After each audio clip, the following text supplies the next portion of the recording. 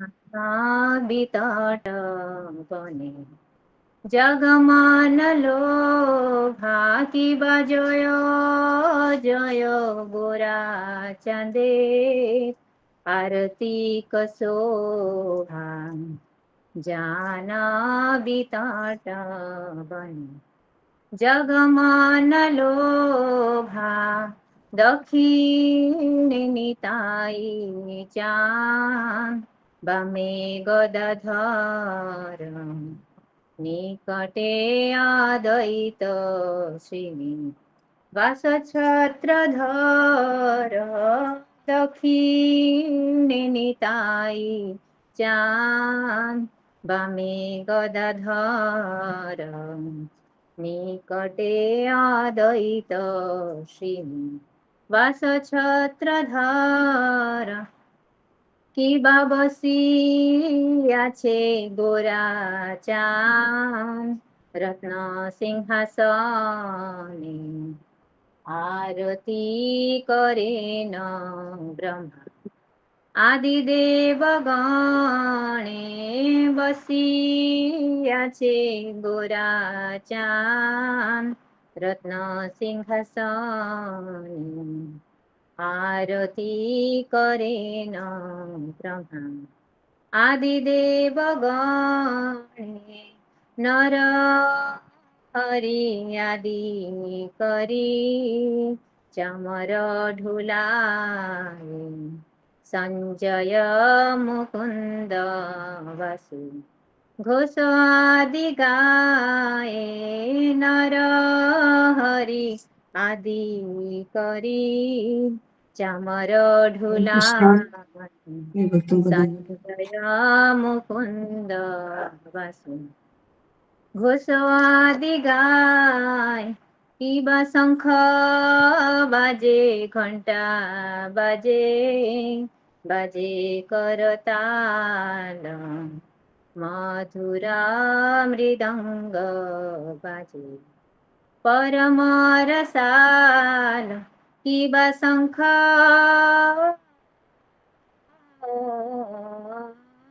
बाजे घंटा बाजे बाजे करताल मधुर मृदंग बाजे परम रसाल शंख बाजे घंटा बाजे मधुर मधुर मधुर बाजे शंख बाजे घंटा बाजे मधुर मधुर मधुर बाजे बहु कोटि चंद्र जिनी बदना उज्ज्वला गलदे से बनमाला करे झलमल बहु कोटि चंद्र जिनी बदना उज्ज्वल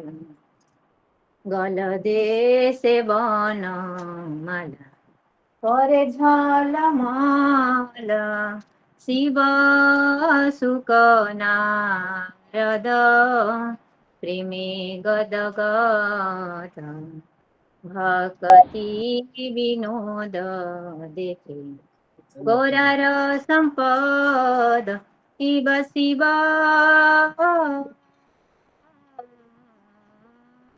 सुक नारद प्रेमे गदगद भक्ति विनोद देखे गौरार संपद गौरांगेर आरतिक शोभा जगजाना माना लोभा गौरांगेर आरतिक शोभा जगजना माना लो नित्य गौर हरि बोल हरि बोल हरि बोल नित्य गौर हरि बोल जय गौर निताय जय गौर निताय गौरनिताय जय गौरनिताय जय जय प्रभुपाद प्रभुपाद प्रभुपाद जय जय प्रभुपाद जय जय गुरुदेव गुरुदेव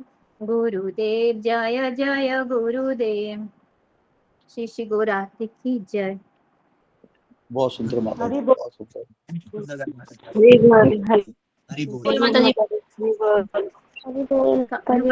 हरे कृष्णा भी दंडक प्रणाम, सब भक्तों दंडक प्रणाम। हरे कृष्णा सभी भक्तों को प्रणाम। हरे कृष्णा सभी भक्तों को दंडक प्रणाम। हरे कृष्णा हरे कृष्णा सभी भक्तों को दंडवत प्रणाम। सभी माता जी भक्तों को बहुत दंडवत सुंदर प्रणाम। गाया हरे आपने। कृष्णा, हरे कृष्णा। हरे हरे कृष्णा सभी भक्तों को दंडवत प्रणाम। श्री चैतन्य महाप्रभु की सुंदर आरती की जय हो, जय हो। यह गौर आरती गंगा तट पर स्थित एक कुंज में हो रही है तथा संसार के समस्त जीवों को आकर्षित कर रही है। उनके दाहिने ओर नित्यानंद प्रभु हैं तथा बाईं ओर श्री गदाधर हैं। चैतन्य महाप्रभु के दोनों ओर श्री अद्वैत प्रभु तथा श्रीनिवास प्रभु उनके मस्तक के ऊपर छत्र लिए हुए खड़े हैं। चैतन्य महाप्रभु सोने के सिंहासन पर विराजमान है तथा ब्रह्मा जी उनकी आरती कर रहे हैं। अन्य देवतागण भी उपस्थित हैं। चैतन्य महाप्रभु के अन्य पार्षद जैसे नरहरि आदि चवर डुला रहे हैं तथा मुकुंद एवं बासुघोष जो कुशल गायक हैं कीर्तन करा रहे हैं। शंख, करताल तथा मृदंग की मधुर ध्वनि सुनने में अत्यंत प्रिय लग रही है। चैतन्य महाप्रभु का मुखमंडल करोड़ों चंद्रमा के भांति उद्भासित हो चमक रहा है तथा उनकी वन कुसुमों की माला भी चमक रही है। महादेव श्री सुखदेव गोस्वामी तथा नारद मुनि के कंठ प्रेममय दिव्य आवेग से अवरुद्ध हैं। श्रील भक्ति वेदांत ठाकुर कहते हैं, तनिक चैतन्य महाप्रभु का वैभव तो देखो। हरे कृष्ण। गुरु जी के चरण में दंडवत भक्तों को दंडवत प्रणाम। हरे बहुत कृष्ण सुंदर माता जी माता जी। दंडवत प्रणाम। हरे कृष्ण प्रभु जी दंडवत प्रणाम। सकल भक्त तो गुरु जी और कृष्ण की कृपा है और आप सभी का आशीर्वाद। सभी भक्तों को दंडवत प्रणाम। हरे कृष्णा।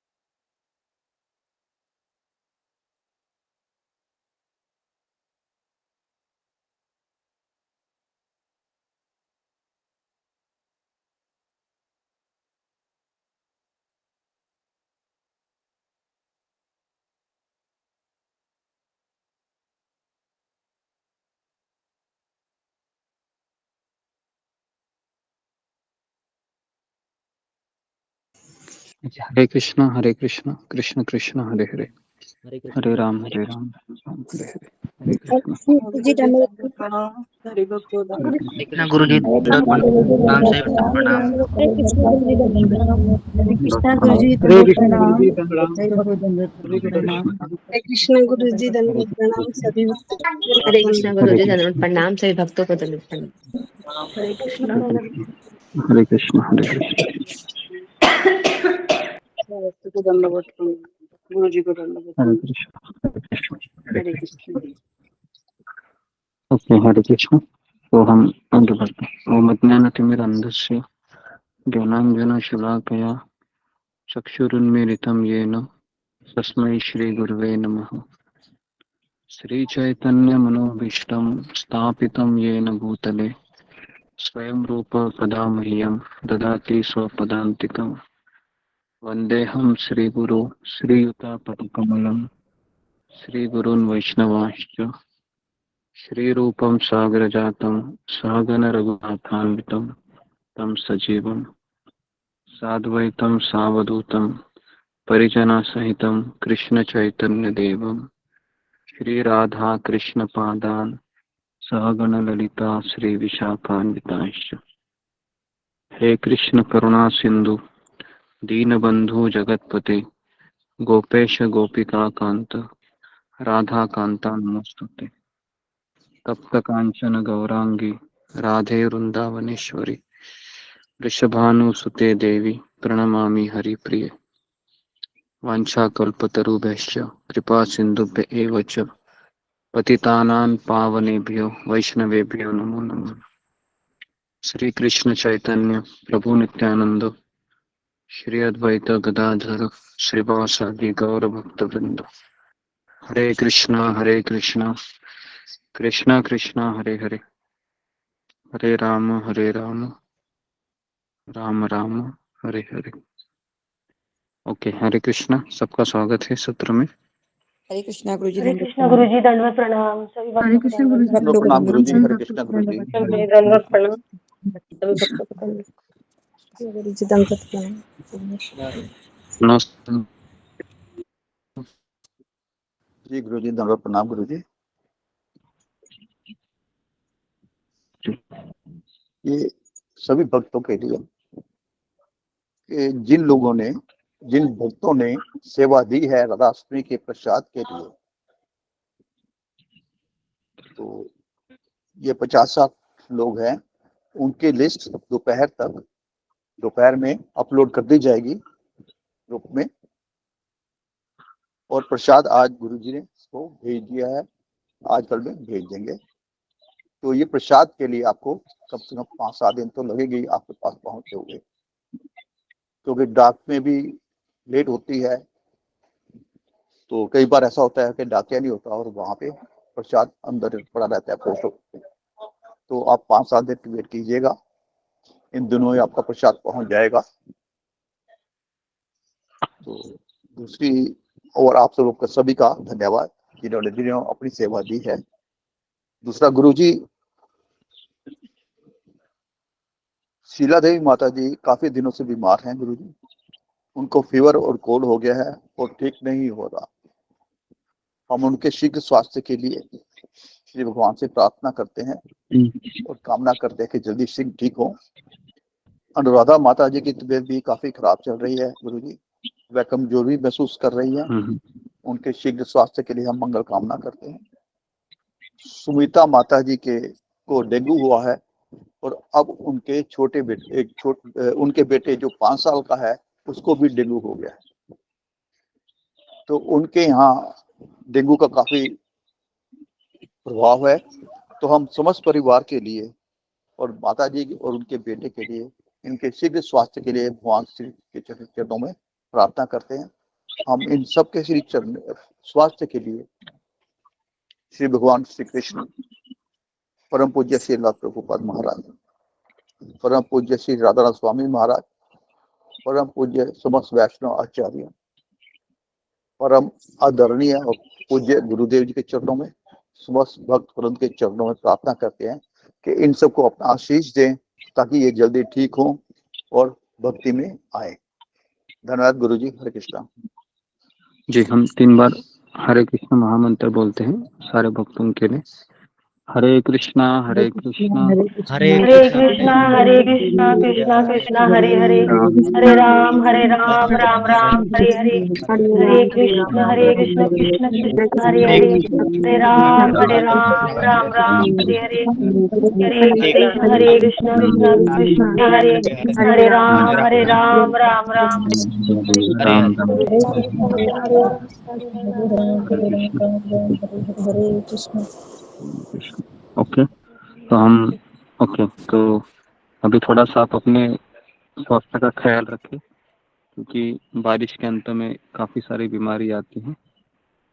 तो आप सब लोग हैं वह अपने स्वास्थ्य का ख्याल रखिए, और सारे लोग हैं वो मोस्टली मच्छरदानी में सोएंगे तो अच्छा रहेगा।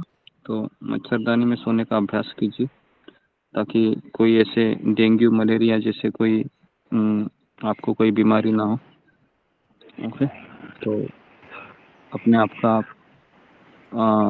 ख्याल रखिए। ओके, तो आगे बढ़ते अभी हम। तो जी, आज किसका टर्न था बताने का?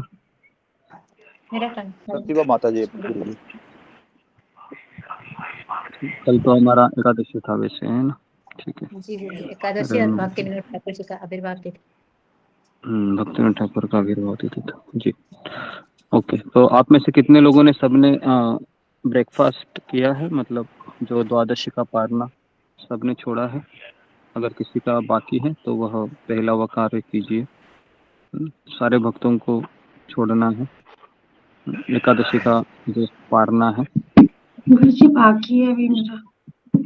हाँ, तो सब लोग जिनका जिनका बाकी है वो पहले कुछ तो थोड़ा सा आप चावल भी खाएंगे, उसके बाद आप ब्रेकफास्ट कीजिए। ऐसा नहीं कि पूरा ही खाना है, बस केवल ब्रेक करने के लिए एक आध कोई अन्न है, खाइए और वापस आइए। और हमेशा इसका ध्यान रखिए कि आपको द्वादशी के दिन उपवास को, व्रत को ब्रेक करना है। ओके जी। तो अभी हम आगे बढ़ते हैं। जिसका माइक चालू है कृपया करके माइक को बंद कीजिए।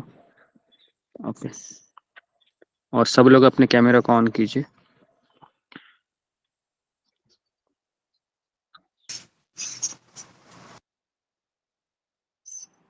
हरे कृष्ण गुरुजी। हाँ, अभी रहने दीजिए प्रतिभा कुमारी। तो आज थोड़ा सा समय कम है, तो जी वामन द्वादशी और भक्ति विनोद ठाकुर जी का आविर्भाव और परिवर्तिनी एकादशी, ये तीनों का हमने कल व्रत का उपवास किया था। और आज द्वादशी है, तो द्वादशी के व्रत का समय 10 बजे के पहले है। तो आप 10 बजे के पहले भगवान को भोग लगाकर, या फिर अगर आपके पास कोई पुराना प्रसाद भी है भगवान का, कोई धाम का, जैसे जगन्नाथपुरी के कुछ चावल होते हैं, तो उससे भी आप व्रत को ब्रेक कर सकते हैं। अगर आप व्रत को ब्रेक नहीं करेंगे तो आपको उस एकादशी का फल प्राप्त नहीं होगा, तो इसलिए व्रत को छोड़ना भी उतना ही जरूरी है। तो अभी हम शिला प्रभुपाद की आज 27 तारीख को भक्ति विनोद ठाकुर का आविर्भाव तिथि है। कल एक मिनट।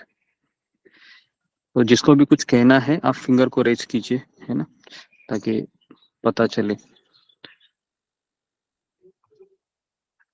तो मैंने इसका पहले भी कहा था कि कल ही हम भक्ति विनोद ठाकुर जी का आविर्भाव कर रहे हैं, कैलेंडर की बात है। तो अगर आपने कल किया होगा तो आप आज भले ही कैलेंडर में दिखा रहा होगा भक्ति विनोद ठाकुर का आविर्भाव, लेकिन सारे मंदिरों में कल ही वो मनाया गया। तो कल हमने उपवास किया था, क्योंकि द्वादशी के दिन कोई व्रत नहीं हम रखते हैं 12 बजे तक, ये इसका विधान होता है। तो इसके लिए कल ही हमने सारी चीज़ें की थी। तो इसके लिए भले ही आपको कैलेंडर में दिख रहा होगा, लेकिन इसका व्रत हमने कल ही किया था, तो उसके लिए आप निश्चिंत रहिए।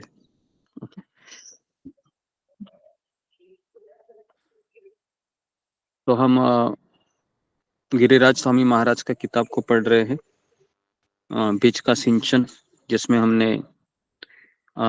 2 से 3 दिन पहले गिरिराज महाराज ने कहा था कि मैं अपने आध्यात्मिक गुरु से कैसे मिला, तो और किस तरह से मेरे आध्यात्मिक गुरु शिल प्रभुपाद जी ने मुझे जो मैं भगवान बनना चाह रहा था उसके ऐसे उत्तर दिए। और पहला ही सवाल मुझे उन्होंने ये पूछा था कि तुम भगवान की सेवा करना चाहते हो या भगवान बनना चाहते हो। तो उसी प्रश्न से गिरिराज स्वामी महाराज समझ गए थे कि मेरे बारे में शिल प्रभुपाद जी सब जानते हैं। यहाँ तक नहीं कि मेरे भीतर ही नहीं, मेरे कमरे के भीतर जहाँ जहाँ मैंने उस पोस्टर को चिपकाया था कि I want to become God, तो उस पोस्टर में, वो पोस्टर भी शिल प्रभुपाद जी को पता था। तो भक्ति में आने से पूर्व, आध्यात्मिक गुरु से मिलने से पूर्व हमारे कई सारे भ्रांत धारणाएं होती हैं आध्यात्मिक जीवन के संबंधी। अधिकांश लोग तो यही बताते हैं कि भगवान एक व्यक्ति है या भगवान एक कल्पना है या भगवान हम बन सकते हैं, थोड़ा सा योगा कर लो, प्राणायाम करो, ध्यान अवस्था को ध्यान योग करो, ये करो वो करो। तो इसलिए अगर मार्केट में कई सारे ऐसे पदभ्रष्ट लोग घूम रहे हैं जो लोगों को गुमराह करते हैं आध्यात्मिक जीवन के नाम के ऊपर, तो इसलिए शास्त्र में लिखा है कि ब्रह्मांड भ्रमिते कौन भाग्यवान जीव, गुरु कृष्ण प्रसादे पाए भक्ति लता बीज। तो कई लोग हैं वो गुरु की खोज में निकलते भी है, कई लोग निकलते हैं, ऐसा नहीं है। जब परम पूज्य राधानाथ स्वामी महाराज जब अमेरिका से आ रहे थे भारत में, तो उनको कई ऐसे लोग मिले, उनके साथीदार। अगर आपको याद होगा तो एक हैकेट करके था, और एक था जो उनको अफगानिस्तान के बॉर्डर में बस उनकी छूट गई थी महाराज की, तो 2 लोग आगे गए थे। तो महाराज कह रहे थे कि मुझे कई लोग मिल रहे थे जो आध्यात्मिक तलाश में पाश्चात्य देशों से भारत आ रहे थे, लेकिन सभी लोग हैं वह भगवान को या सही आध्यात्मिक गुरु को प्राप्त नहीं कर पाते। तो कौन बताएगा मुझे कि इसके पीछे क्या योजना रहेगी कि सभी लोग आना चाहते हैं पाश्चात्य देश से, लेकिन सबको आध्यात्मिक गुरु नहीं मिलते जी। इसके पीछे क्या ये रहेगा? फिंगर को रेज कीजिए जी।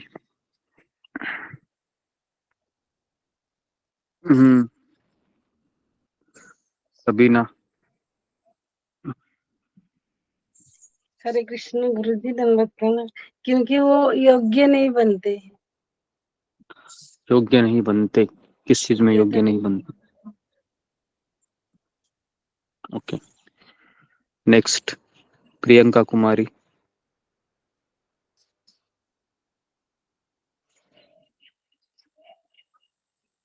ये बहुत इंपॉर्टेंट सवाल है जो मैं आपको पूछ रहा हूँ कि सब लोग भगवान के पास आना चाहते हैं, सब लोग उसके तलाश में भी निकल पड़ते हैं, लेकिन हर कोई उसको प्राप्त नहीं कर पाता जी। अशोक चावला। प्रणाम गुरु जी। गुरु जी, जब तक उनके पास उनकी स्वीकृतियां इकट्ठी नहीं होती तब तक वो गुरु को पा नहीं सकते गुरु जी। इसके लिए स्वीकृतियां इकट्ठी होना बहुत जरूरी है जी। सुकृतियों को इकट्ठा करना बहुत जरूरी है। ओके, लेकिन इससे ये जो उत्तर है थोड़ा हटके है। उत्तर बराबर है, लेकिन जो सटीक उत्तर है ये हम और तलाश करते हैं, क्योंकि हम सब लोग शायद ऐसा भी है कि कोई गुरु की खोज में भी नहीं निकल पड़ा है, लेकिन उसको भी आध्यात्मिक गुरु मिल जाते हैं। लेकिन हम पहला सवाल आपको अभी बता रहे हैं कि बहुत सारे लोग हैं जो अमेरिका से, यूरोप से, आज भी अगर आप देखोगे ना यूट्यूब में, कोई आप सर्च कीजिए बस, कितने फॉरेनर लोग हैं, वो अलग अलग संप्रदाय से जुड़े हैं, बहुत लोग हैं जी। जी बताइए। ओके, रूबी कुमारी। हरे कृष्णा गुरु जी, धन्यवाद प्रणाम। गुरु जी, मेरा भी वही जो अशोक प्रभु जी ने बोला वही आंसर है मेरा भी, तो तो इसके कोई अलावा अलग नहीं किसी का उत्तर है है। तो फिंगर को रेज कीजिए।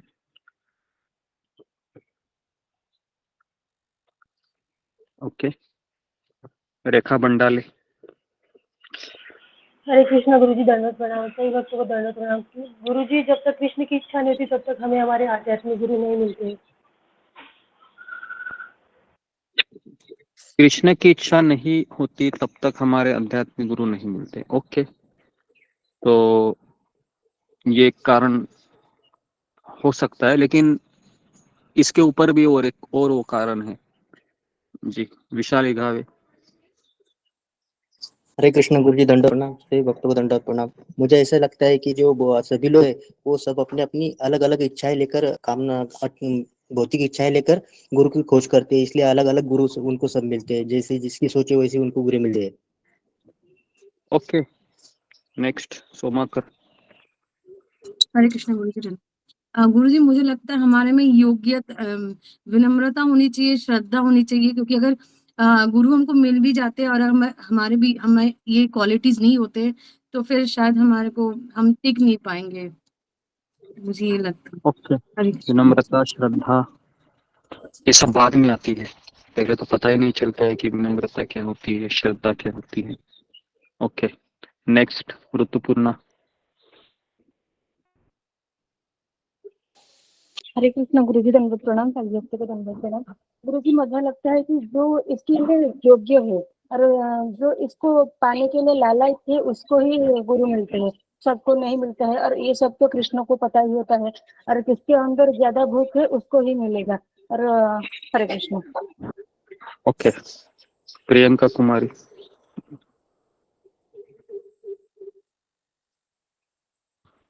हरे कृष्णा गुरु जी, दंडवत प्रणाम। आवाज आ रही है मेरी? जी जी बोलिए। हरे कृष्णा गुरु जी, जी जी आवाज सुनाई दे रहा है गुरु जी? जी दे रहा है, बोलिए। कृष्णा। जी दे रहा है, बोलिए। एक तो वो भगवान का वो स्वीकृति इकट्ठा नहीं होता है, और दूसरे में जब तक भक्तों का संग नहीं मिलेगा तब तक हम गुरु का आश्रय भी हमको, और भगवान का कृपा जब तक नहीं रहेगा तब तक भी गुरु नहीं प्राप्त होते हैं। हरे कृष्ण ओके, गुरु जी। तो अभी ये प्रियंका कुमारी ने कुछ कहा है, उसमें उस प्रश्न का उत्तर छिपा हुआ है, तो और मैं आगे बढ़ता हूँ। जी ओके, बोलो दीप्ति सचदेवा। हरे कृष्णा गुरु जी, दंडवत प्रणाम। गुरु जी, आप हमेशा यही बात कहते हैं कि जब तक भक्त की कृपा नहीं होगी तो वो आगे नहीं बढ़ सकता, ना वो भक्ति में आ सकता जी है, ना ही उसको गुरु प्राप्त हो सकते हैं। तो भक्त की कृपा होनी बहुत जरूरी है। हरे कृष्ण गुरु जी। जी जी, तो दीप्ति सचदेवा के लिए ताली बजाई जरा सब लोग।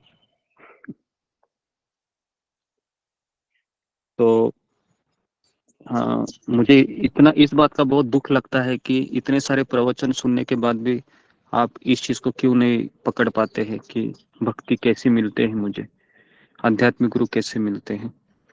कि हमारे जीवन में पहले कौन आते हैं, भगवान की कृपा भी, भगवान की कृपा से गुरु मिलते वो बात बराबर है, लेकिन आ, जब तक किसी भक्त की कृपा नहीं होती है हमारे ऊपर, चाहे फिर वह भक्त नशा करने वाला हो, दारू पीने वाला हो, चाय कॉफी पीने वाला हो, या गलत संगति में भी क्यों ना हो, लेकिन अगर किसी भक्त की कृपा उसके ऊपर पड़ जाती है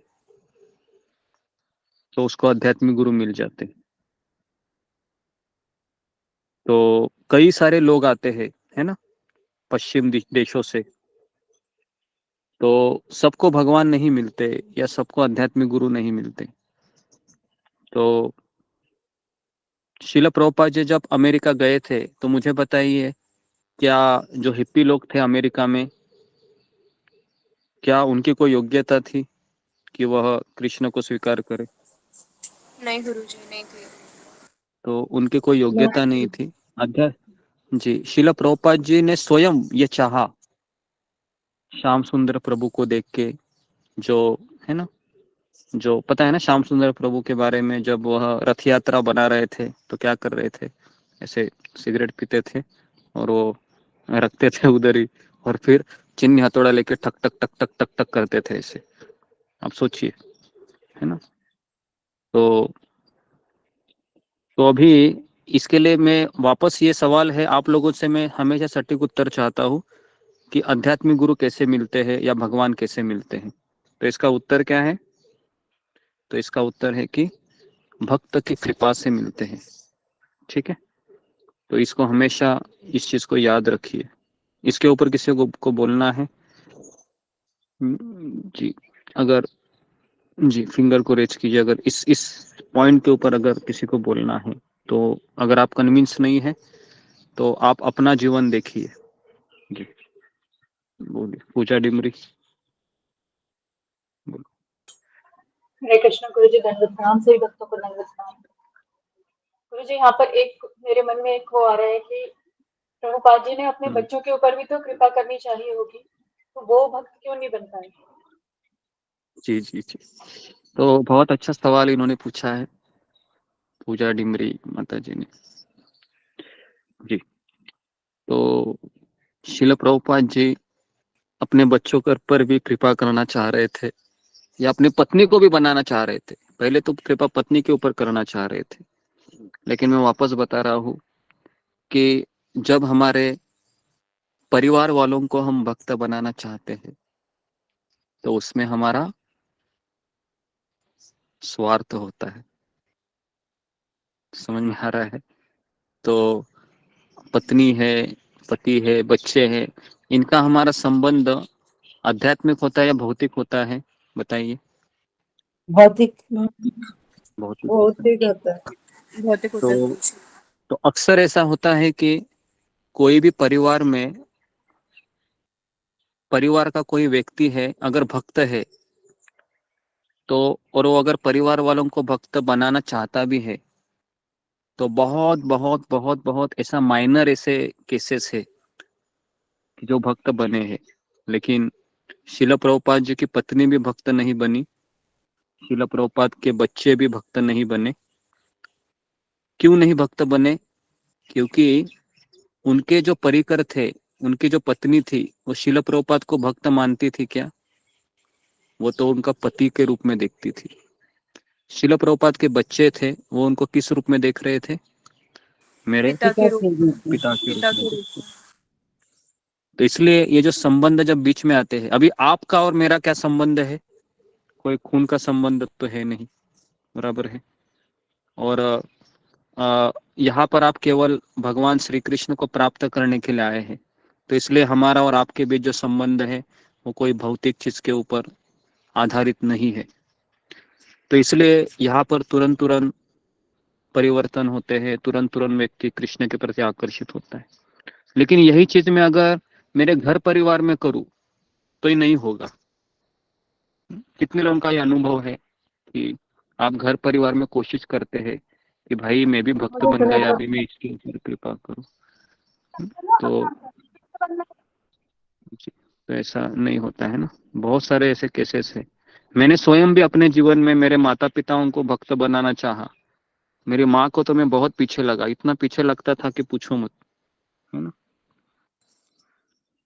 तो मेरी माँ आपको बताएगी, है ना, कभी मेरी माँ का मैं साक्षात्कार रखता हूँ आप लोगों के लिए, तो वो बताएगी कि ये मेरे कितना पीछे लगता था। जब भी नहाने के बाद मैं उसको हाथ में माला देता था, लेकिन इतना वो मुंह ऐसा करती थी, और फिर ऐसे मेरे खुशी के लिए बैठ जाती थी, और जैसे मेरा ध्यान हटक गया फिर तुरंत वो क्या करती थी, माला ऐसे रख देती थी, है ना। तो अभी सोचो, मैंने बहुत कोशिश की, पिताजी को भी कोशिश की, लेकिन पिताजी बोले मेरे पास बिल्कुल नहीं आने का, जो भी है वो माँ को जाओ कुछ भी करो। मैंने मेरे गुरु को स्वीकार किया है, मेरे पास मत आओ। और मेरी माँ है वह केवल अभी बेटा है तो इसके लिए मनाने के लिए थोड़ा बहुत माला हाथ में लेती थी, और ऐसे ही हरे राम हरे कृष्ण ऐसे बोलती थी। उसको मंत्र भी नहीं आता था, हरे राम हरे कृष्ण हरे राम हरे कृष्ण। मैं बोला अरे मंत्र तो बोलो अच्छे से। मंत्र क्या है, राम कृष्ण हरे हो गया बोलती है, और रख देती है फिर ऐसे, है ना।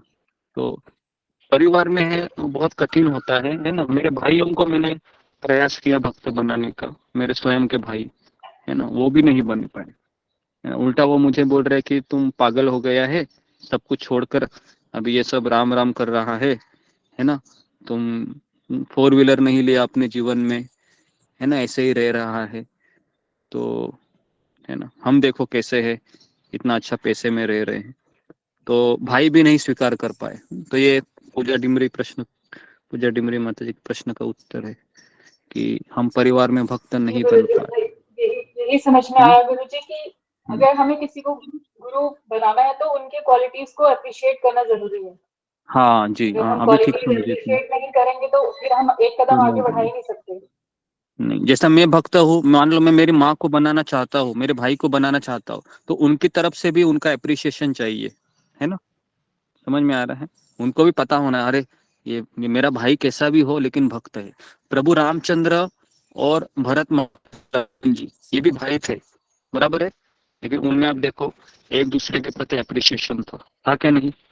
लक्ष्मण जी का देखो, भरत का देखो, था क्या नहीं?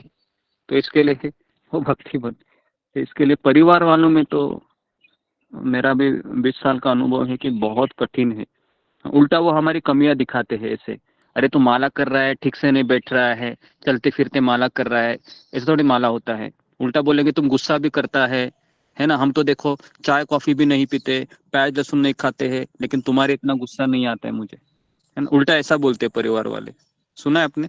उल्टा ऐसे बोलते। तो भक्त बनना तो बहुत दूर की बात है, क्योंकि जब तक वो आपको अप्रिशिएट नहीं करेंगे भक्त के रूप में, भगवान उसको भक्ति नहीं देंगे। ठीक है, तो ये एक चीज है। इसलिए इस प्रश्न का उत्तर आप जरूर ध्यान में रखिए जब जब आप इसके लिए अगर एप्रिसिएशन बनाना है तो पता है फिर ऐसा एक उदाहरण मैं आपको दे रहा हूँ, एक पत्नी का जो राधा रासबिहारी की थी, मुझे अचानक याद आया कृष्ण की कृपा से। तो वह भक्ति में आ गई और उसका जो पति था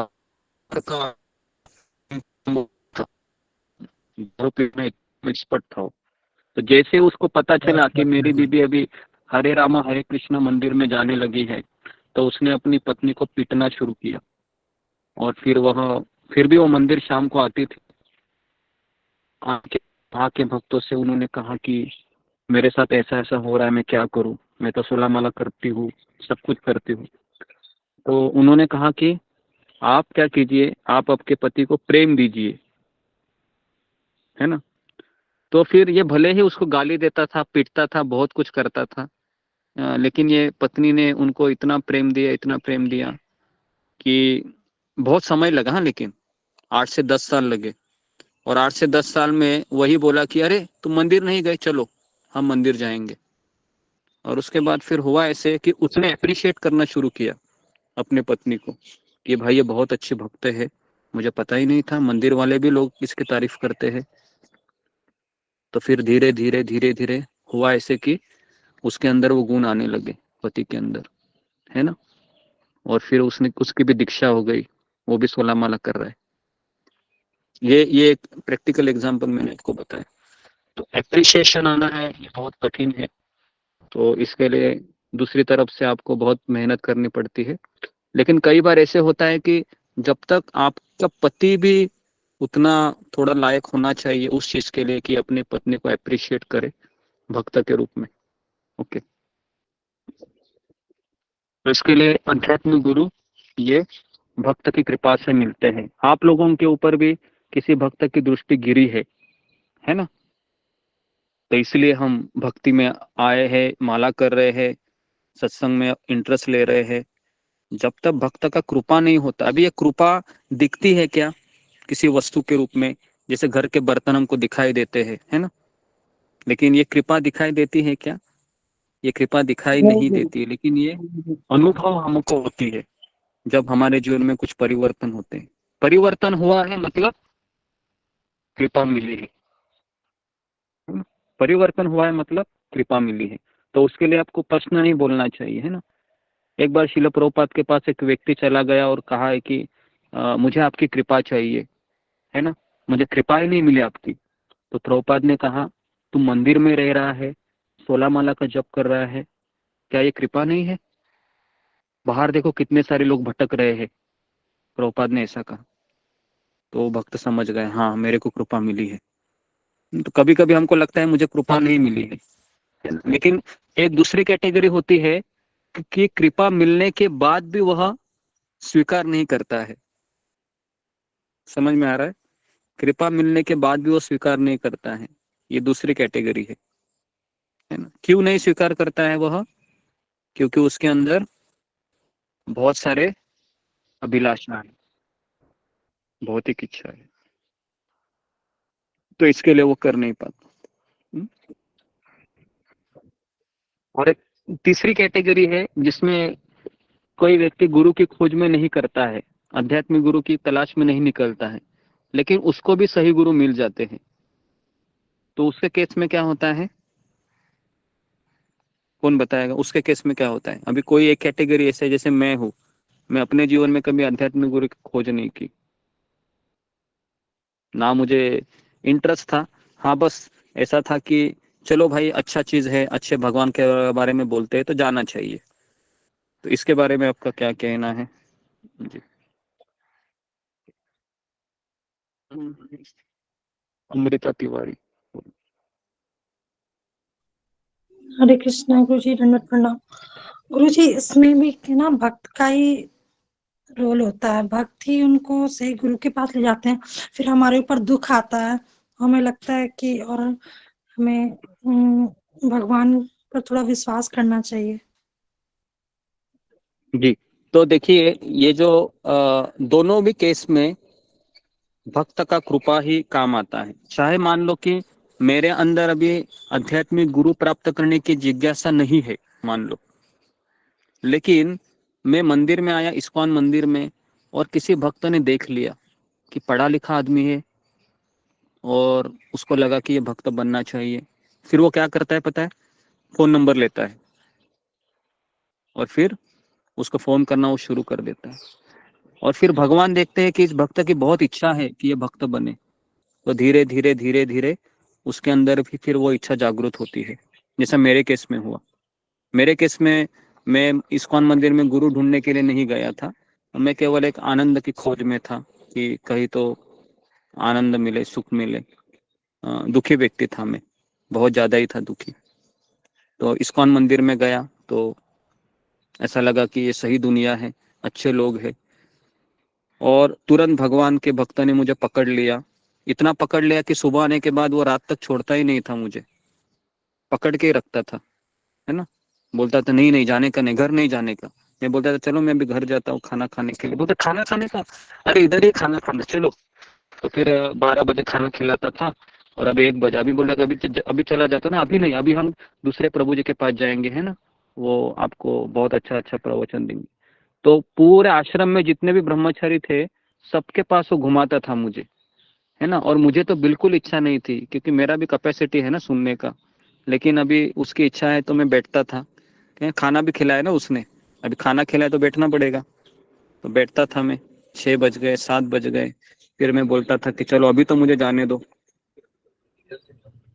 तो मेरे केस में तो ऐसे हुआ, है ना। और ऐसे कई दिन निकल गए, फिर मुझे लगने लगा कि यही दुनिया है असली, फिर मैं इधर ही चिपक गया। ऐसा है। ओके, तो इसलिए भक्त की कृपा ही हमें भगवान के समीप लाते हैं। तो इसके लिए है ना, तांदेर चरण, वो कौन सा वो श्लोक है? तांदेर चरण होय भक्ति निवास, जन्म जन्म होय यही अभिलाष। पता है आपको? ये इसमें हरिहराय नमः में आता है ये अंतिम, कि तांदेर चरण होय सादर चरणों से भी भक्ति का निवास भक्ति निवास, हाँ, जन्म जन्म होय यही अभिलाष, है ना। हर जन्म में मुझे यही अभिलाषा है कि आपके भक्तों के चरणों में मैं पड़ा रहूं केवल, बस, और कुछ नहीं चाहिए। भगवत धाम में जाना है तो एक भक्त बोलता है मुझे भगवत धाम जाके मैं क्या करूंगा, मुझे किसी भक्त के चरणों में पड़ा रहने दो। तो ये यहाँ पर गोलोक वृंदावन ज्यादा मीठा लगेगा, ठीक है। तो ये हमको समझ में आना चाहिए, है ना। हमारे आचार्य यही प्रार्थना करते हैं कि किसी भक्त के चरणों में पड़ा रहूं मैं, उसकी सेवा करूं, है ना। तो वही मेरा अल्टीमेटली गोलोक वृंदावन। तो मानव सेवा और माधव सेवा। श्रील प्रभुपाद से मिलने के पूर्व मुझे मानव सेवा करने की बहुत इच्छा थी। फिर श्रील प्रभुपाद से मैंने भगवान की, कृष्ण की सेवा करने के महत्व के विषय में सुना। तो मेरे मन में एक प्रश्न था। गिरिराज महाराज कहते हैं कि भगवान की सेवा तो अलग है और मानव की सेवा अलग है, तो भगवान की सेवा मानव की सेवा से कैसे संबंधित है? कई लोग कहते हैं कि भूखे को खाना खिलाओ, नंगे को कपड़ा दे दो, यही असली सेवा है। तुम्हारे 2 घंटा तुम सुबह उठ के, है ना, हरे कृष्ण हरे राम बोलते हो, अरे थोड़ा कुछ प्रैक्टिकल करो। कितने लोग ऐसे सुना है ऐसे चीजें? अरे 2 घंटा ऐसे बैठने से अच्छा है कि जरा जाओ, जरा गरीबों की सेवा करो, उनको खाना खिलाओ, रोटी दे दो, कपड़ा दे दो, पूछताछ करो। मैंने तो बहुत सुना है ये। और ये प्रश्न तो मुझे कई बार लोग पूछते हैं। जब भी प्रवचन देने जाता हूँ तो ये सवाल हमेशा रहता है कि मानव सेवा ही माधव सेवा है, उनका ये कहना है। लेकिन हम कहते हैं माधव सेवा ही मानव सेवा है।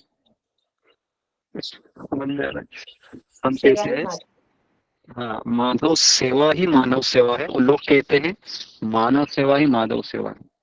तो इस प्रश्न का उत्तर आज हम देखेंगे, श्रील प्रभुपाद क्या कहते हैं। तो 1969 की बात है, मई महीना था। श्रील प्रभुपाद से एक सप्ताह में श्रवण करने के पश्चात मुझे पूछने का अवसर मिला, और श्रील प्रभुपाद ने अपना प्रवचन पूरा ही किया था, और उन्होंने एक श्लोक को कोट किया, सवै पुंसाम परो धर्मो यतो भक्तिर अदोक्षजे अहैतुकी अप्रतिहता ययात्मासु प्रसीदति। तो इसका अनुवाद ऐसा है कि आध्यात्मिक साक्षात्कार के बिना तुम्हें मन की शांति नहीं मिल सकती। कई लोग हैं मन की शांति के लिए खोज रहे हैं, लेकिन भागवत में लिखा है आध्यात्मिक साक्षात्कार के बिना तुम्हें मन की शांति नहीं मिल सकती। तुम्हारे पास करोड़ों रुपए है, तुम्हारे पास अच्छी पत्नी है, तुम्हारे पास अच्छा बच्चा है, तुम्हारे पास अच्छा जॉब है, तुम्हारे पास अच्छा पड़ोसी है, तुम्हारे पास अच्छी सास है, तुम्हारे पास अच्छा ससुर भी है, लेकिन अगर आध्यात्मिक गुरु नहीं है या भगवान नहीं है तो तुम्हारा मन अशांत है। समझ में आया है आपको? ये बहुत बड़ा सेंटेंस है, क्योंकि सब लोग हैं इस संसार में बेस्ट खोजने की तलाश में है, बेस्ट पत्नी, बेस्ट बच्चा, बेस्ट जॉब, लेकिन उनका मन शांत है क्या? मन शांत नहीं, अशांत है। यदि तुम्हें मन की शांति, विश्व में शांति और समाज में शांति, परिवार में शांति चाहिए, तो प्रभुपाद लिखते हैं केवल धन संग्रह करने के द्वारा या भौतिक प्रगति के द्वारा यह संभव नहीं है। अगर एक चीज को भी आपने अंदर फिट कर दिया ना कि मुझे शांति चाहिए परिवार में भी, तो पैसा कमा के भी फायदा नहीं है, और मैं कितना भी संसार में है ना प्रयास करूं भौतिक प्रगति के लिए, फिर भी वो संभव नहीं है। मैं पीएचडी करूं या फिर मैं गवर्नमेंट जॉब मिले या फिर मैं नरेंद्र मोदी की सीट पर ही क्यों ना बैठूं, फिर भी मैं शांति नहीं मिलेगी। तो इसके लिए भक्त कभी नरेंद्र मोदी या प्राइम मिनिस्टर जैसे इलेक्शन में भी नहीं दिखता है वो, क्योंकि उसको पता है यहाँ पर तो सबसे ज्यादा दुख है, सब लोग कंपटीशन में लगे हैं। तो लेकिन अगर आप आध्यात्मिक जीवन में थोड़ी भी प्रगति करोगे तो तुरंत तुम सुखी हो जाओगे। आप में से कितने लोगों को लगता है कि मैं अभी सुखी हो गया हूँ, एटलीस्ट मैं सत्संग में आने के बाद तो सुखी होता हूँ? फिंगर को रेज कीजिए। हाँ, एटलीस्ट सत्संग में आने के बाद, माला करने के बाद ऐसा एक दिल में कैसे एक राहत मिलती है, एक सुखद अनुभव होता है कि चलो भाई कि अच्छा जीवन जी रहा हूं मैं।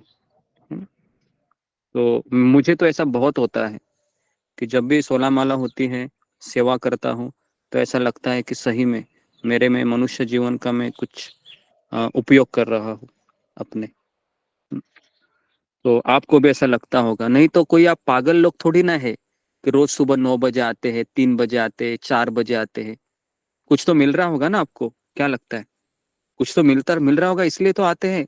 नहीं तो कौन पागल आएगा बोलो ना 4 बजे, इतना अच्छा नींद छोड़ के? कोई नहीं आएगा, है ना। हम सब लोग तो तरसते हैं कब 3:30 बजे, 3 बजे, बराबर के नहीं? क्यों तरसते हैं? कुछ तो मिल रहा है ना, इसलिए तो तरस रहे हैं। नहीं मिलता तो क्यों आते थे? तो आध्यात्मिक शांति है वो यही है और कहीं नहीं है ना। लेकिन ये शांति आपकी कोई भंग कर सकता है, पता है कौन कर सकता है? उसका नाम है मंथरा। ये आपकी शांति भंग कर सकती है। अगर वो आपके जीवन में आ गई तो फिर वो आपकी शांति चली गई। तो इसके लिए आपको मंथरा से दूर रहना है, और पुरुषों के लिए शकुनी, इससे दूर रहना है ना। लेडीज के लिए मंथरा, पुरुष के लिए शकुनी। इन दोनों से आपको दूर रहना है, नहीं तो ये शांति भी चली जाएगी। ओके, तो इस तरीके से शिल प्रभुपाद ने अपना प्रवचन बंद किया, है ना, और मैं भी यहाँ पर अपना प्रवचन बंद करता हूँ। अभी प्रश्न एक मिनट, मैंने अपना प्रवचन बंद करने का अर्थ है कि मैं इसके ऊपर टीका बोलना मैंने बंद किया है, अभी पढ़ रहा हूँ मैं। ओके, तो यदि तुम्हारा कोई प्रश्न हो तो तुम पूछ सकते हो, प्रभुपाद ने कहा। तो अभी यहाँ पर गिरिराज महाराज कहते हैं कि मैंने ऐसा हाथ खड़ा किया, है ना। तो अभी यहाँ हमारे यहाँ पर कोई हाथ खड़ा नहीं करते हैं, हमारे यहाँ पर एक बटन होता है, सब लोग उस बटन को ऐसे दबाते हैं कि बाद में नीचे ही नहीं करते हैं वो। ओके, तो इस तरीके से अभी उन्होंने प्रश्न पूछा कि आपने भगवान कृष्ण की सेवा के विषय में बताया, अपने साथी लोगों की सेवा इसमें कैसे आती है, मतलब मेरे साथ जो लोग हैं मैं उनकी सेवा भी करना चाहता हूँ, मतलब मानव सेवा। और आपने कहा कि अगर मैं कृष्ण की सेवा करूंगा तो सबकी सेवा हो जाएगी। तो शिल प्रभुपाद ने उत्तर दिया, अगर तुम अन्य व्यक्ति यहाँ क्यों आ रहे हो? प्रभुपाद ने पूछा कि तुम और अन्य लोग यहाँ पर क्यों आ रहे हो? क्या हम सेवा नहीं कर रहे? तो प्रभुपाद ने फिर कहा, कृष्ण भावनामृत में लाना और किसी व्यक्ति का भौतिक अस्तित्व से उद्धार करना, ये सर्वोत्तम सेवा है। सर्वोत्तम सेवा ये नहीं है कि पति पत्नी की सेवा करते रहे, घर बच्चों की सेवा करते रहे, ये सर्वोत्तम सेवा नहीं, ये हमारा कर्तव्य है। सर्वोत्तम सेवा है किसी जीवात्मा जो अपने पिता को भूल गया है, दर दर भटक रहा है इस संसार में, उस व्यक्ति को कृष्ण के समीप लाना, ये सर्वोत्तम सेवा है। और अगर कहीं इस सेवा को करते करते हमारा परिवार के प्रति भी थोड़ा बहुत अगर दुर्लक्ष्य भी होता है तो भी कृष्ण आपको सर्टिफिकेट देंगे। समझ में आ रहा है आपको? अगर बाय इन केस ऐसा होता भी है तो भी कृष्ण आपको सर्टिफिकेट देंगे, क्योंकि आपने माधव की सेवा करने का निश्चय किया है। लेकिन ये भी उचित मार्गदर्शन में करना चाहिए, अपने मन से नहीं। तो उसके बाद शिल प्रभुपाद ने कहा कि सेवा का अर्थ क्या है? कष्टों से छुटकारा दिलाना। सर्वोत्तम सेवा है जो भगवान की सेवा कैसे की जाए ये सीखता है। जिस प्रकार 5 वर्षीय बालक ध्रुव महाराज अपनी सौतेली माँ द्वारा अपमानित हुए थे, तब भी वे अपने पिता का राज्य चाहते थे, तो उनकी माँ ने उन्हें समझाया, केवल भगवान ही तुम्हारी सहायता कर सकते हैं। एक असली माँ है ना, जब उसका पुत्र रोते रोते आता है ना, तो उसके बच्चे को मोबाइल नहीं देती है, वो पता है क्या कहती है? बेटा, तुम्हारी सहायता केवल एक ही व्यक्ति कर सकता है, वो कौन है? भगवान, है ना। तो ध्रुव महाराज बेचारे रोते रोते आए, तो ध्रुव महाराज की माँ थी सुनीति, क्या उन्होंने मोबाइल दिया के हाथ में? लो ध्रुव, मोबाइल ले लो और जाओ जरा कोने में जरा गेम खेलते बैठो, बाद में आ जाना, खाने को बुलाती हूँ तेरे को, ऐसा बोला क्या? ऐसा नहीं बोला, है ना। उनसे कहा कि तुमको मैं, भगवान ही तुम्हारी सहायता करेंगे।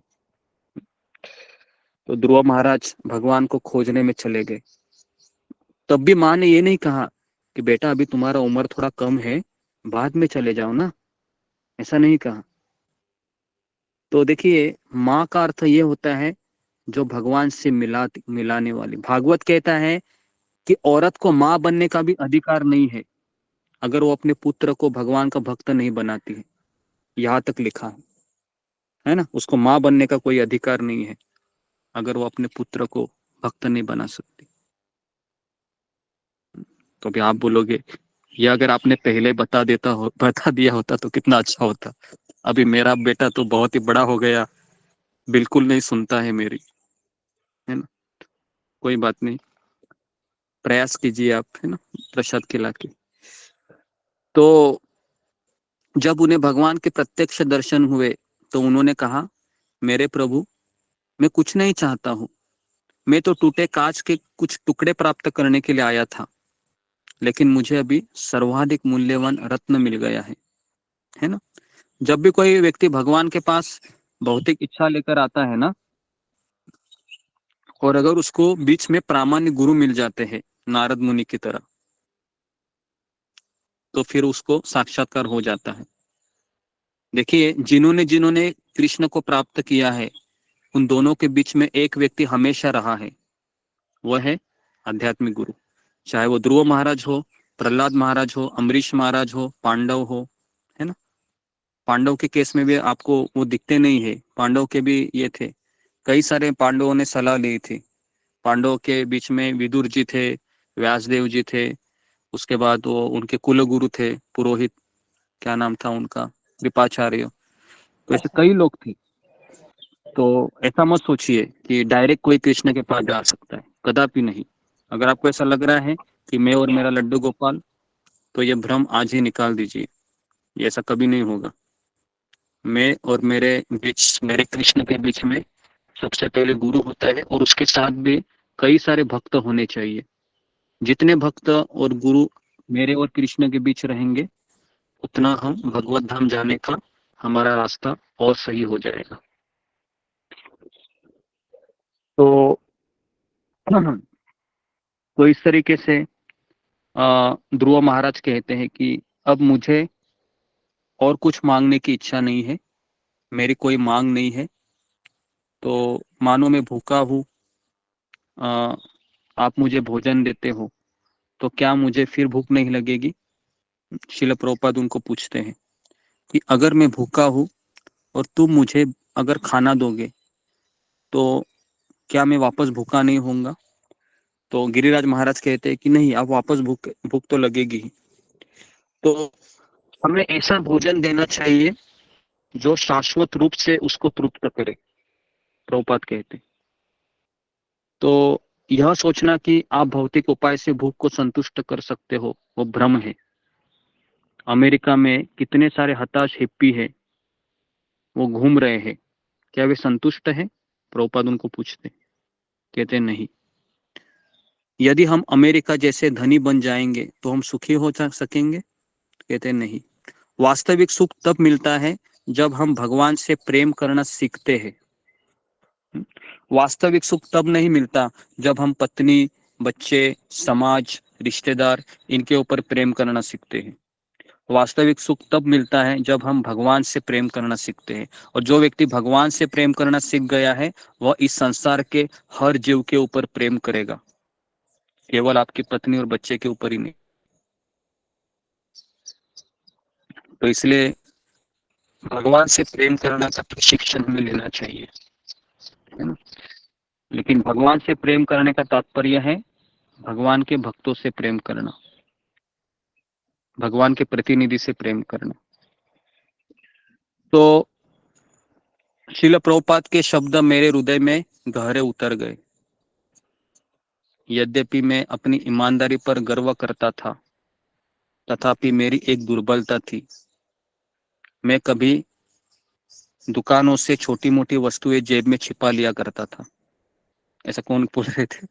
गिरिराज महाराज कह रहे हैं, मैं जब भी दुकान में जाता था ना, तो छोटी मोटी वस्तुएं छिपा लेता था, है ना। यह आदत कुछ कुछ लोगों को रहती है ना। तुरंत वो दुकानदार का ध्यान हट गया, तुरंत वो लेते जेब में डाल देते हैं। ये अक्सर है मेले में ज्यादा होता है ये, क्योंकि उसमें भीड़ ज्यादा होती है ना। तो श्रील प्रभुपाद का वक्तव्य अब और अधिक जेब कतरना नहीं, ये मुझे अनुभव कराया कि मैं कितना पतित था और कृष्ण भावना के द्वारा ही मैं बच सकता था। तो श्रील प्रभुपाद संभवतः कहते हैं कि हो कि एक संत पुरुष किसी एकांत स्थान में बैठा था, है ना। इस कथा को आप ध्यान पूर्वक सुनिए।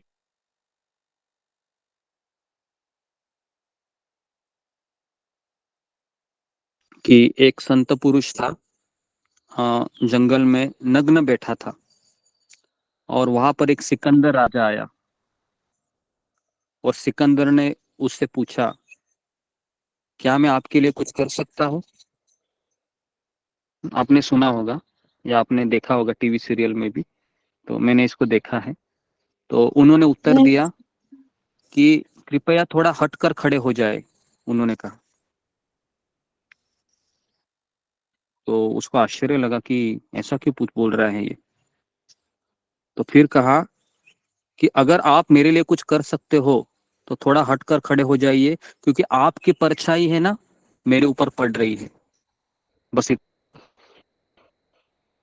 कहा कि मैं तुरंत, मुझे तुम हो तो महान सिकंदर के लिए क्या करा, है ना। फिर वो प्रभुपाद एक कोट करते हैं, आप आध्यात्मिक स्थिति में स्थित हो तो आपको और अन्य किसी की चाहत नहीं है। अगर हम भक्ति में आने के बाद, गुरु से मिलने के बाद भी अगर हम भौतिक इच्छा से हम बंधे हुए हैं अभी भी, तो समझने का कि हमारे अंदर कोई गुण नहीं है, कि हम ना हमें दृढ़ निश्चय है, ना हम सही तरीके से भक्ति कर रहे हैं। क्योंकि भागवत में कहा गया है कि जिसने भगवान श्री कृष्ण और आध्यात्मिक गुरु का आश्रय लिया है, उसको अनायासी सब सारे भौतिक चीजें उसके हृदय से निकल जाती है ना। मैंने अपने जीवन में कभी मुझे भी टीवी देखने की बहुत आदत थी। भक्ति में आने से पहले मुझे क्रिकेट देखने की बहुत इच्छा थी, लेकिन जैसे भी भक्ति में आया, है ना, तो टीवी देखना कभी बंद हो गया। मेरी माँ को तो बहुत आश्चर्य हुआ, क्योंकि मैं घंटों टीवी के सामने बैठा रहता था। तो घर वालों को इसका शौक लगा कि अरे ये टीवी ही नहीं देख रहा है। तो हमारे जीवन में, और मुझे आज तक पता नहीं चला कि मैंने स्वयं टीवी छोड़ने के लिए कोई प्रयास नहीं किया, अपने आप ही चीजें हो जाती है अपने आप। तो यहाँ पर शिला प्रभुपाद वही लिखते हैं कि वह योगी संतुष्ट था, अब आगे और देखने की उसको आवश्यकता नहीं थी। शिला प्रभुपाद प्रत्येक प्रश्न का उत्तर दे सकते थे। जीवन में शांत तथा सुखी होने का एकमात्र उपाय प्रभुपाद का अनुगमन करना और कृष्ण भावना भावित बनना है। यह उन्होंने समझ गया। उन्होंने गिरिराज महाराज पहले अपने गुरु से प्रभावित हुए, है ना। हर एक व्यक्ति है ना, कृष्ण से भी ज्यादा पहले अपने गुरु के प्रवचनों से प्रभावित होता है। कि मैंने तो भगवान श्री कृष्ण को तभी जाना जब हम परम पूज्य राधानाथ महाराज के प्रवचन को हम सुनने लगे, है ना। जब तक हम उनके प्रवचन नहीं सुनते हैं तब तक हम पता नहीं चलता हमें कि क्या सही है क्या गलत है ना। तो इसलिए गिरिराज महाराज हो, परम पूज्य राधानाथ स्वामी महाराज, आपको पता है जब महाराज प्रभुपाद जी से वृंदावन में मिले थे और वो यमुना के रेत में सोते थे केशी घाट के पास, और वहां पर वो यमुना में स्नान करते थे और अपने मन से रह रहे थे वृंदावन में। तो पता कि यहाँ सारे गुरु आश्रम में रहते हैं, तो मेरा कोई गुरु नहीं है। तो उन्होंने राधा रानी से प्रार्थना की, जीवन लेकिन मेरे कोई, तो मुझे कोई गुरु दे दीजिए। तुरंत जैसे आंखें खुलती है तो महाराज किसको देखते हैं, तो महाराज शीला प्रभुपाद जी का उनको कार दिखाई देता है ना। और फिर तुरंत महाराज को उत्तर मिलता है और महाराज कहते हैं कि राधा रानी ने तो मेरे गुरु को तो बंबई में ही मिलवाया था, लेकिन मैं ही समझ नहीं पाया। दूसरी बार जब उन्होंने शीला प्रभुपाद जी को देखा तो उन्होंने ठान लिया कि यही मेरे आध्यात्मिक गुरु है। और फिर उन्होंने उनसे इतना श्रवण किया कि उनके वाक्य रचना से, उनके प्रश्न के उत्तर से इतने प्रभावित हुए परम पूज्य राधानाथ महाराज की उन्होंने कहा कि अभी मेरे गुरु तो मुझे प्राप्त हुए। तो अभी महाराज ने तुरंत क्या किया, महाराज ने कहा कि अभी मैं मेरे गुरु के योग्य बनूंगा। तो इसके महाराज ने फिर कम से कम 2 से 3 साल लिया और 3 साल के बाद महाराज ने उनसे दीक्षा ली। हालांकि महाराज को कई बार दीक्षा लेने के लिए उनको कहा गया था, लेकिन महाराज ने कहा कि अभी भी मैं मेरे गुरु के आदेश का पालन नहीं कर रहा हूँ अच्छे से। तो मुझे 3 साल के बाद अंदर से ही महाराज की आवाज आया। वो कौन सा चैतन्य महाप्रभु का आविर्भाव तिथि था, गौर पूर्णिमा, और उस समय ही महाराज ने चैतन्य महाप्रभु को कहा कि मैं आपको क्या दे सकता हूँ, बताइए मुझे। अंदर से क्या आवाज आया कि तुम तुम्हारे बाल को अर्पण करो। तो महाराज समझ गए कि बाल को अर्पण करना मतलब मुझे अभी समर्पित होना है। तो इस तरीके से महाराज ने फिर दीक्षा लिया। तो इसलिए शिल प्रभुपाद के जितने भी शिष्यों में हम देखते हैं कि उनके आध्यात्मिक गुरु के शब्दों के प्रति उनका बहुत झुकाव था, बहुत प्रेम था, और इसलिए वह भगवान श्री कृष्ण के इस मार्ग में अभी तक अपना योगदान दे रहे हैं। जी, तो आज हमने देखा कि माधव सेवा और मानव सेवा और माधव सेवा में किस तरह से प्रभुपाद जी ने उत्तर दिया। ओके, किसी का कुछ प्रश्न है इसके विषय पे तो फिंगर को रेज कीजिए। 1 मिनट जी, अभी कीजिए। जी, अशोक चावला। गुरु जी, गुरु को खोजने के लिए या गुरु मिलने के लिए पहले मन में उत्कंठा तो होनी चाहिए। जब उत्कंठा होगी, जिज्ञासा होगी, तो कर्म वैसा तभी करेंगे ना। जी जी जी, तो आपका सही जवाब, आपका उत्तर सही है कि कभी कभी किसी के हृदय में उत्कंठा नहीं होती है। लेकिन एक आपको परम पूज्य राधानाथ महाराज के एक शिष्य है गौरांग प्रभु। तो गौरांग प्रभु जब भी प्रवचन देते हैं आध्यात्मिक कॉलेज में, स्कूल कॉलेज में जाके, तो वो केवल ओपन चैलेंज करते हैं। वो पता है वो ओपन चैलेंज क्या करते हैं? आप मुझे केवल आपके 15 दिन दीजिए, बस 15 दिन आप हमारे साथ रहिए। आपके अंदर इच्छा नहीं है, हम इच्छा को जागृत कराएंगे। समझ में आ रहा है आपको? हाँ, आपके अंदर इच्छा नहीं है, हम आपके अंदर की इच्छा को जागृत कराएंगे। क्योंकि जो कोई व्यक्ति भक्तों के संगति में आया है ना, वो उसके अंदर अपने आप ही इच्छा जागृत होती है आध्यात्मिक गुरु की स्वीकार करने की। तो इसलिए वो इच्छा भक्तों के संगति में आने के बाद ही आती है। ठीक है, तो ये इसका उत्तर। गुरु जी धन्यवाद। कितना भी बुरा इंसान क्यों ना हो। हाँ हाँ, कितना ही बुरा इंसान क्यों ना हो, क्योंकि भक्ति ऐसी चीज है कि सबसे पापी से पापी व्यक्ति को भी वह भगवान का भक्त बना सकती है। कितना भी पापी हो वो। अजामिल कितना पापी था सोचिए। वाल्मीकि मुनि, पता है वाल्मीकि मुनि पहले कैसे थे? मृगारी पहले ऐसे शिकारी हुआ करते थे, है ना, जानवरों को मारते थे।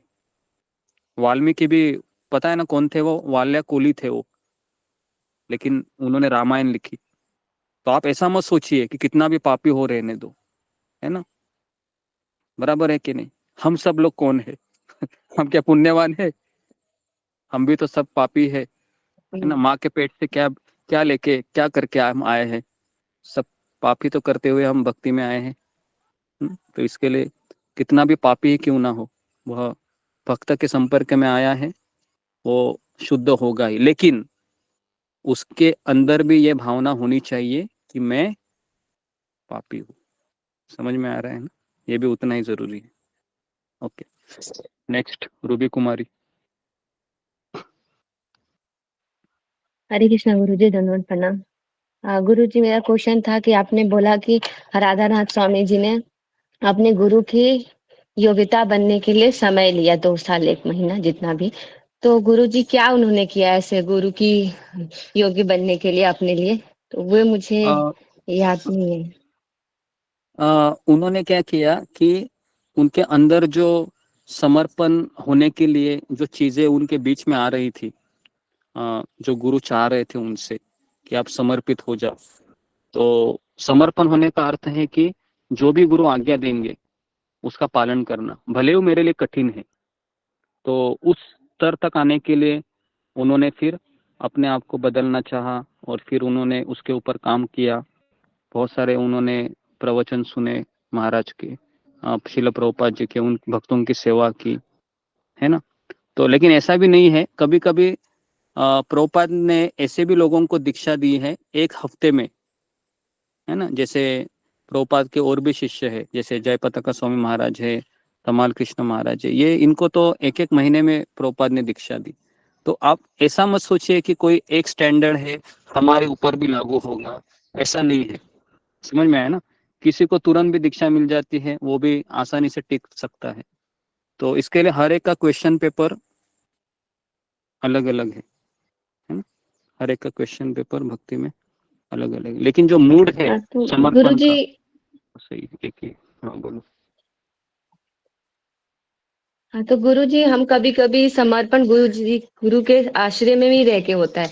कभी कहते हैं कि हम लोग गुरु के साथ रहेंगे तो हमारा मतलब प्रगति होगी। हम जैसे कि हम स्पेस नहीं लेते हैं कि उन्होंने जैसे राधानाथ स्वामी जी ने स्पेस लिया कि मैं उनके जैसे योग बनूंगा, पर मैं वे समझ नहीं पा रही। तो हम लोग कभी कभी नहीं होते उतना योग्य, तो हम रह के किसी के साथ संग रह के योग बनते हैं। तो ये हाँ, गुरुजी कैसे, ये समझ कभी कभी ना कुछ लोग है ना संन्यास ऐसे ही ले लेते, ताकि उनको ऐसा लगता है कि अगर मैं दीक्षा लूंगा तो अपने आप ही मैं उतना मैं परिपक्व हो जाऊंगा कि मुझे फिर नियम पालन ही करने पड़ेंगे।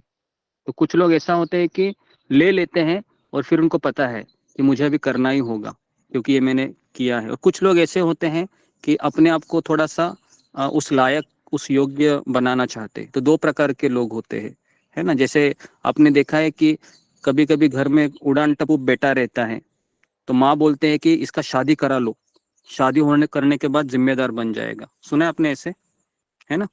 शादी जी जी करने के बाद जिम्मेदार बन जाएगा। तो कुछ लोग बोलते हैं कि शादी करना मतलब दीक्षा लेने के बाद ये जिम्मेदार बन जाएगा क्योंकि उसको जिम्मेदारी आएगी। तो एक कैटेगरी ऐसी होती है। दूसरी कैटेगरी ऐसी होती है कि वो अपने आप को उसके योग्य बना देता है ना। तो ऐसा नहीं है कि एक ही कैटेगरी है, दोनों कैटेगरी हो सकते हैं, है ना। और ऐसा भी नहीं है कि एक्चुअली दीक्षा ये ऐसी चीज होती है कि भगवान की इच्छा से ही होती है वो। ओके, तो इसके लिए हम इस टॉपिक को, और शिक्षा और दीक्षा दोनों में कुछ फर्क नहीं है। शिक्षा से ही परिवर्तन होता है और दीक्षा एक औपचारिकता होती है। एक बार प्रभुपाद ने लोकनाथ महाराज को कहा कि तुम तो पहले से सन्यासी हो, आपको सन्यास लेने की क्या आवश्यकता है। तो लोकनाथ महाराज कहे कि हाँ प्रभुपाद, आपका ऐसा इच्छा है, लेकिन आप मुझे कुछ दंडा देना चाहेंगे। तो कहा कि ठीक है, तुम्हें अगर औपचारिकता चाहिए तो ठीक है, हम एक दिन आपकी औपचारिकता कराएंगे। तो फिर इस तरीके से प्रभुपाद जी का भी था, है ना। ओके, समझ में आया जी या गुरुजी, नहीं आया? Thank you guruji. हाँ हाँ जी गुरुजी, हरे कृष्ण। Okay, next Meenakshi Rawat. हरे कृष्णा गुरुजी, दंडवत प्रणाम। सभी भक्तों को दंडवत प्रणाम। गुरुजी, मेरा जपा से रिलेटेड क्वेश्चन है। जैसे गुरुजी हम मंत्र बोलते हैं, महामंत्र बोलते हैं, तो हम उसमें मतलब ऐसे बोलते हैं हरे कृष्ण, लेकिन मंत्र बोलते बोलते वो हरे कृष्ण की जगह में कृष्णा हो जाते हैं। तो कृष्णा तो द्रौपदी का नाम है, तो इससे मंत्र में कुछ गड़बड़ तो नहीं होती है जाती? इसका उत्तर मैंने पहले भी दिया था ना कि भगवान है वह भावग्राही है, भावग्राही है। तो भगवान है ये, अगर आप कृष्ण बोलेंगे, कृष्णा बोलेंगे, है ना। तो मैंने एक बार जो चाइनीज भक्त है, उनके डिक्शनरी में र शब्द नहीं है, तो पता है ना वो कैसे बोलते हैं। हले कृष्ण कृष्ण कृष्ण हले हले, हले लाम लाम लाम हले हले। तो क्या उनको कृष्ण नहीं मिलेंगे? मिलेंगे, है ना, मिलेंगे। क्यों मिलेंगे? क्योंकि भगवान प्रोनाउंसिएशन नहीं देखते हैं, भगवान रिनाउंसिएशन देखते हैं। समझ में आ रहा? भगवान प्रोनाउंसिएशन नहीं देखते हैं। चाहे हम कृष्ण बोले, कृष्णा बोले, राम बोले, रामा बोले, तो भी चलेगा। ओके जी, नेक्स्ट ममता कुमारी। हरे कृष्णा गुरुजी, दंडवत प्रणाम। गुरुजी, मेरा 2 प्रश्न है। पहला है कि जैसे आप बोले हैं कि हम अपने परिवार वालों को भक्त बनाना चाहते हैं, इसमें हमारा भौतिक स्वार्थ होता है। तो गुरुजी मेरे हिसाब से हम तो यही चाहते हैं कि वो भी भगवत धाम जाए। अगर हमारा स्वार्थ होता भी है तो हमारा तो यही स्वार्थ होता है ना कि अगर ये भी भक्ति में आ जाते हैं तो हमारा भक्ति में कोई बाधा नहीं होगा, हम भी भक्ति करेंगे अच्छे से और ये भी भक्ति करेंगे, तो हमारा तो यही स्वार्थ होगा ना गुरुजी, दूसरा क्या हो सकता है। और दूसरा प्रश्न है कि अगर किसी व्यक्ति को अगर एक भी स्वीकृति इकट्ठा नहीं है, एक भी नहीं है, लेकिन उसे किसी गुरु की भक्त की कृपा मिलती है, तो क्या भक्ति में कंटिन्यू रहता है, उसे गुरु मिलते हैं क्या गुरु जी? ये मेरा दोनों प्रश्न था गुरु जी। हरे कृष्णा। जो पहला प्रश्न है कि अगर कृष्ण ने चाहा है कि ममता कुमारी के जीवन में बहुत कष्ट आए और वो कष्ट उसका पति देगा, तभी उसकी प्रगति होगी।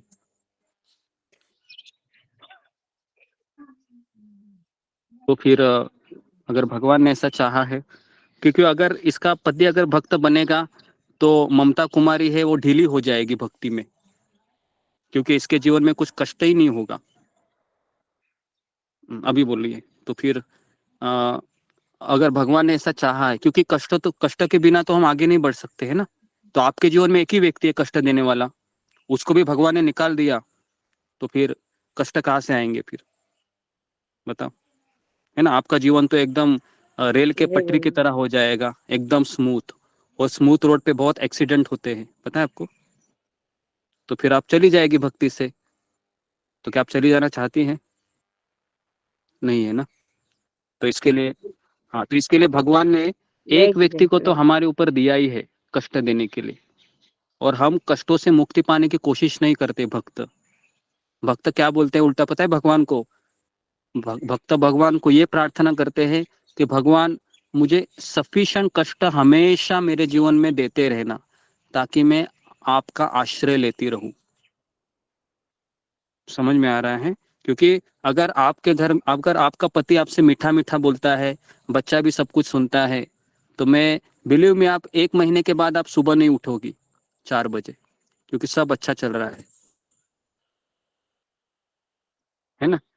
तो ये आपके पहले प्रश्न का उत्तर है। थोड़ा सा पचाना मुश्किल होगा, लेकिन पचाना ही पड़ेगा। ओके जी। और दूसरा प्रश्न क्या था?